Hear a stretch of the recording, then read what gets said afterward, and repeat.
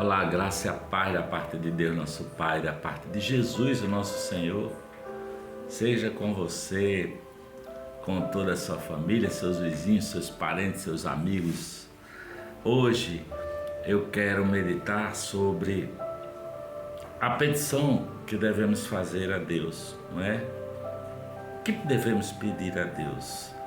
E aí, para isso eu vou ler aqui no Evangelho de Lucas, capítulo 11, que é um número que eu gosto muito. Capítulo 11, dos versículos de 1 a 11. E diz assim: E aconteceu que, estando ele, Jesus, a orar num certo lugar, quando acabou, lhe disse um dos seus discípulos: Senhor, ensina-nos a orar, como também João ensinou aos seus discípulos. E ele lhes disse: quando orardes, dizei: Pai, santificado seja o teu nome, venha o teu reino, dá-nos cada dia o nosso pão cotidiano, perdoa-nos os nossos pecados, pois também nós perdoamos a qualquer que nos deve.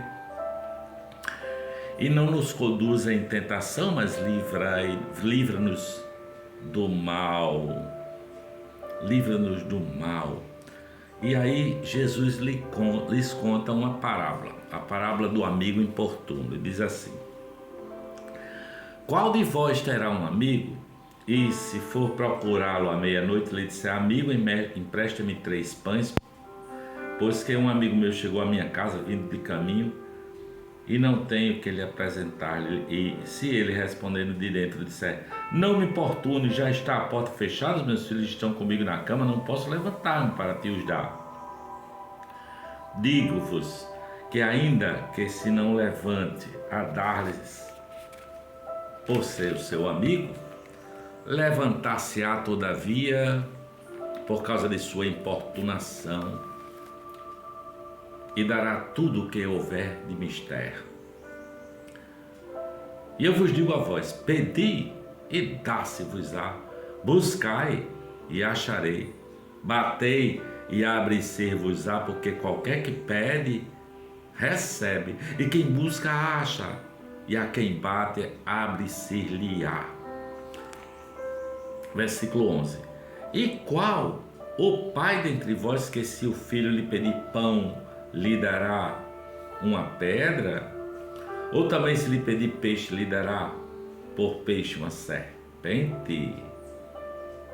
Vou ler os versículos 12 e 13. Ou também, se lhe pedir um ovo, lhe dará um escorpião? Pois se vós, sendo maus, sabeis dar boas dádivas aos vossos filhos, quanto mais dará o Pai Celestial o Espírito Santo àqueles que o pedirem. O Espírito Santo àqueles que o pedirem. Vocês não acham que parece que Jesus está dando assim um cheque em branco em oração para que nós importunemos a Deus, e aí Deus fará o que nós pedimos, porque está chateado de importunar de tanta gente encher o saco dele? É assim que muita gente pensa, né? Mas você acha que é assim? Que Deus ficará constrangido de tanto que você insiste e pede, e bate e busca, e por constrangimento Ele te abençoará? Lembre-se do versículo 11. Qual pai dentre vós, se o filho lhe pedir um peixe ou uma pedra, não é? Lhe dará um escorpião? Lhe pedir um peixe, lhe dará uma pedra, não é? Mas ele diz depois: mas Deus vos dará o Espírito Santo. A nossa petição deve ser pelo Espírito Santo. Pai, dá-me o teu Espírito Santo, não é? Porque Jesus Cristo se relaciona com o Espírito Santo de Deus desde antes do nascimento, não é? Ali Lucas escreveu Atos, o livro de Lucas e o livro de Atos dos Apóstolos praticamente são uma sequência, né? É um livro sequencial de Lucas, escrito por Lucas. E eles falam sobre a ação do Espírito Santo na vida de Jesus e na vida dos seus discípulos, não é? Em Lucas capítulo 1, versículo 35, o anjo Gabriel veio a Maria e disse: o Espírito Santo virá sobre você e o poder do Altíssimo te cobrirá com a sua sombra. No teu ventre gerará o Filho de Deus, o Santo. Jesus foi concebido pelo Espírito Santo.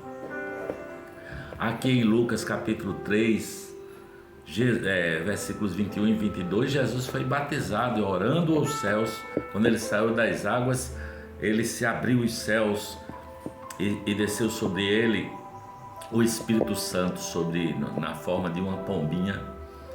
E também do céu ouviu-se aquela voz: tu és o meu filho amado, em quem eu me comprazo. É a confirmação do Espírito Santo de Deus em Jesus Cristo, nosso Senhor. Lucas capítulo 4, versículo 1 diz que Jesus, cheio do Espírito Santo, voltou do batismo do Jordão e foi levado pelo Espírito Santo ao deserto para ser tentado durante 40 dias pelo diabo. Jesus o Espírito Santo levou Jesus. E depois de 40 dias ele volta do deserto para a Galileia. Jesus é guiado pelo Espírito Santo, sabe? Ele anda no poder do Espírito Santo, essa condição permanente de Jesus, não é? No Lucas capítulo 4, versículo 16, diz que Jesus foi a Nazaré, entrou na sinagoga e abriu o livro e leu o versículo: Espírito do Senhor está sobre mim, porque Ele me ungiu para pregar boas novas aos pobres, para abrir os olhos aos cegos, para dar liberdade aos cativos e para proclamar a boa nova do Senhor, o que é da graça do Senhor. No Evangelho de Lucas capítulo 10, Jesus envia seus discípulos de 2 a 2 e eles voltam contando a Jesus o que aconteceu naquela jornada, né? E Jesus exulta no Espírito Santo, se alegra imensamente, não é?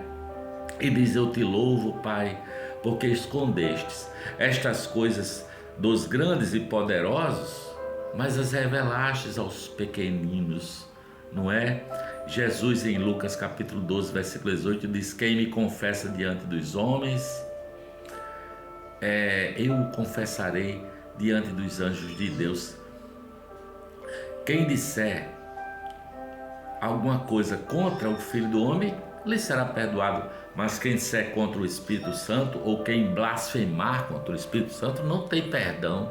A blasfêmia contra o Espírito Santo é um pecado imperdoável, sabe?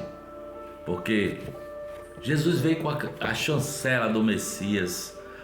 Só o Messias podia abrir a boca do mudo, ou o ouvido aos surdos, ou curar um cego de nascença que era tido como um amaldiçoado. E Jesus cancela.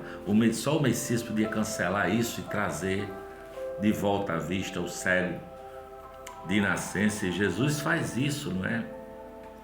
E os fariseus, os religiosos lá na sinagoga, diziam: olha, ele só faz essas coisas pelo poder do Beelzebul, o príncipe dos demônios. Mas não, era a união com o Espírito Santo, sabe?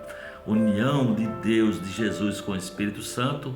E é essa união do Espírito Santo com o Espírito humano é que nos faz plenos. A plenitude do humano vem aí, que Jesus veio desfazer as obras do diabo. Esse mundo foi entregue ao diabo. O diabo é o príncipe deste mundo, mas Jesus veio salvar o que se havia perdido. E o inferno perdeu, a morte perdeu, não é? Salmo 115 diz que os céus são os céus do Senhor, mas a terra Ele deu aos homens. A terra Ele deu aos homens. Portanto, Senhor, é a nossa oração: faça-se tua vontade, assim na terra como no céu, Senhor. Faça-se tua vontade. Porque Jesus veio como um homem, né? O homem Jesus, mas andou sobre as águas. Ele transformou água em vinho, ele limpou leprosos, ele tirou mortos da sepultura e trouxe de volta à vida. Ele é perfeito, ele é submisso ao Espírito Santo de Deus, Jesus Cristo, não é? Filipenses 2 diz que ele, sendo Deus, não se apegou ao fato de ser Deus, mas esvaziou-se de si mesmo e foi sujeitou-se, humilhou-se e veio na forma de um homem, não é? E humilhou-se até a morte de cruz. Ele está sujeito ao Espírito Santo de Deus. Em Lucas capítulo 24, 45, diz a Bíblia que Jesus abriu o entendimento daqueles dois caras, daquele casal que vinha caminhando com ele para Emaús, lhes abriu o entendimento das Escrituras, porque ele venceu a morte e está vivo. Você poderia dizer, olha, mas outras pessoas ressuscitaram. Ele ressuscitou a Lázaro, ressuscitou o filho da viúva de Naim, ressuscitou a menina Talita, mas todos esses um dia voltaram a morrer. Mas Jesus ressuscitou ao terceiro dia e está vivo, é vivo. Lucas capítulo 24, 47 diz que ele nos dá o perdão completo dos nossos pecados, sabe?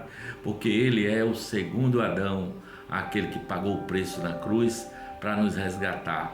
E Lucas 24, capítulo 49, finalzinho do livro de Lucas, do Evangelho, ele diz, eu lhes envio a promessa do meu Pai. Atos capítulo 1, que é a sequência, diz, ficai aqui em Jerusalém, até que do alto sejais revestidos de poder, ao descer sobre vós o Espírito Santo, e vocês serão minhas testemunhas, tanto aqui em Jerusalém, como na Judéia, como até os confins do mundo. Que maravilha, não é? Ezequiel 36, 26, fala de um coração novo, um novo coração, sabe? Que Deus porá dentro de nós um coração de carne, tirará o coração de pedra. E ele diz, eu porei em vocês o meu espírito e os levarei a agir segundo a minha vontade. Jesus, no capítulo 3 do Evangelho de João, fala a Nicodemos, Nicodemos, é preciso nascer de novo. O que é nascido da carne é carne, o que é nascido do Espírito é Espírito, sabe? E nós que temos essa fé em Cristo Jesus, nós nascemos novamente. Então nós podemos, se você crê, podemos ouvir no nosso coração a voz de Deus dizendo, você é meu filho amado em quem eu me comprazo, sabe? Porque nós somos filhos adotivos. Jesus é o primogênito entre os outros irmãos, todos nós. E o Espírito Santo é o poder de Deus que nos cobre e faz de nós pessoas agraciadas para nós andarmos nesse mundo amorosos, perdoadores, como Jesus andou, mansos e humildes de coração, para que a gente produza o fruto do Espírito Santo, que é paz, alegria, amor, bondade, benignidade, fé, mansidão e domínio próprio. Então, para finalizar a nossa reflexão, busque o Espírito Santo, se ajoelhe, peça em oração, peça a Deus o Espírito Santo, que Ele lhe dará o Espírito Santo junto com o seu fruto.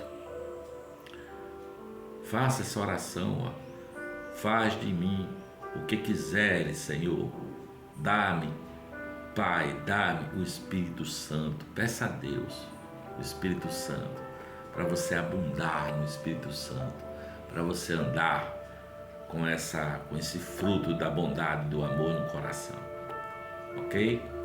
Que a paz de Deus e a graça de Jesus seja contigo, em nome do Pai, do Filho e do Espírito Santo. Amém.